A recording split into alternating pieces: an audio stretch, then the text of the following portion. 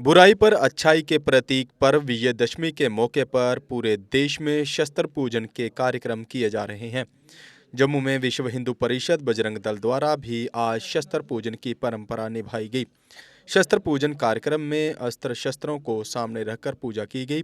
शस्त्र पूजा करने की परंपरा 500 साल से चली आ रही है। इसी को आगे बढ़ाते हुए विश्व हिंदू परिषद बजरंग दल ने भी ये कार्यक्रम आयोजित किया। उन्होंने कहा कि धर्म को बचाने के लिए ही शस्त्र उठाना चाहिए।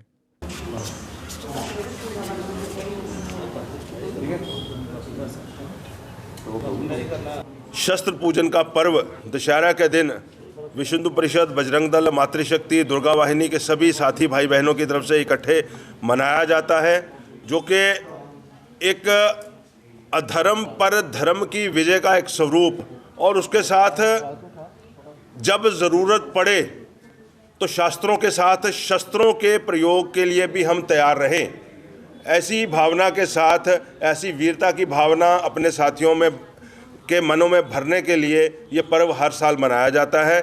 और आज भी इसी चीज़ को लेकर के एक बड़ी बैठक और उसके बाद गोष्ठियाँ और जम्मू कश्मीर के सभी ज़िला केंद्रों पर, सभी खंड प्रखंड केंद्रों पर ये दशहरा का पर्व और उसके साथ साथ शस्त्र पूजन का पर्व मनाया जा रहा है।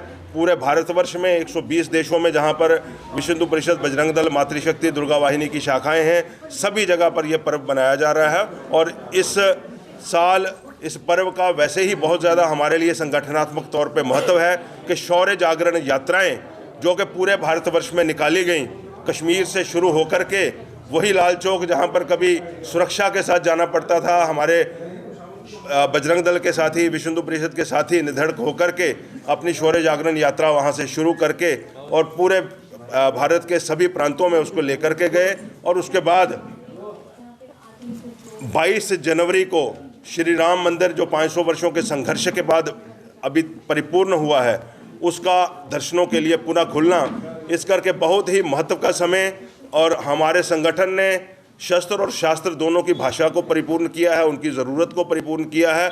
और आगे भी जिस तरह से इस्लामिक आतंकवाद या ये जो क्रिश्चियन कन्वर्शंस, इस तरह के जो घृणित कार्य भारत के समाज में हो रहे हैं, लव जिहाद जैसे घृणित कार्य भारत के समाज में कुछ दुष्कर्मियों द्वारा करने की कोशिश की जा रही है, उन सब से निपटने हेतु शास्त्र शस्त्र दोनों तरह से हम पूरी तरह तैयार हैं। और इस भावना के साथ आप सबको जय श्री राम, दशहरा की शुभकामनाएं और सभी साथियों को भी बहुत बहुत बधाई।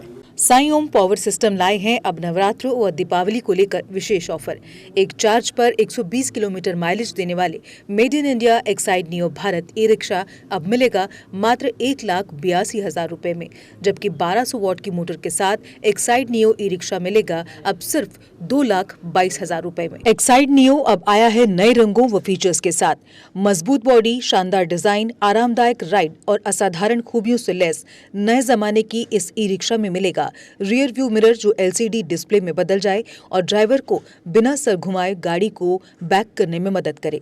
इस तकनीक में पहली बार पीछे कैमरा लगाकर ये अनूठी विशेषता प्रदान की गई है।